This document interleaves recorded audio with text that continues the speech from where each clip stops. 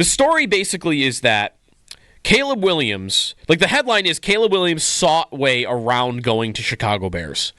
And even more than that, a lot of the details are his father, Carl Williams. Last year, before the draft, they knew he was going to go number 1. Bears had the first pick. And they did not want to go to Chicago. His father is quoted as saying, I told agents I do not want him going to Chicago. Chicago is the place the quarterbacks go to die. That's an exact quote. And there's a lot of juicy quotes in here.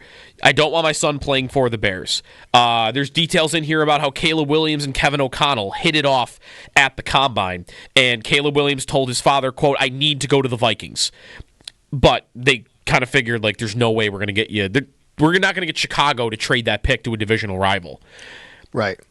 And eventually, it kind of gets to, okay, they both seem to be in agreement that they needed to get away from Chicago. And then after a pre-draft visit to the Bears facility, Caleb Williams believed he could be a part of the process. He said, quote, he told his dad, I can do it for this team. I'm going to go to the Bears.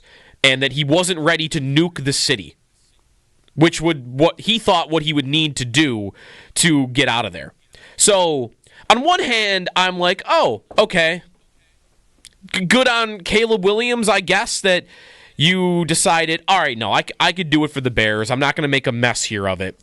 But at the same time, a year later, you're also telling me all of this. You know, like, if you really didn't want to make drama or let everybody know that you didn't have any interest in going to Chicago, why am I finding out about it like 12 months later? You know what I mean? Were these on the record open quotes from Wickersham, right? Yeah, I mean, Wickersham, because it's Williams said this. Yes, yeah, they're all exact quotes. Yep. Caleb Williams told Wickersham, quote, I wasn't ready to nuke the city. That's an exact quote from Caleb Williams about that whole process.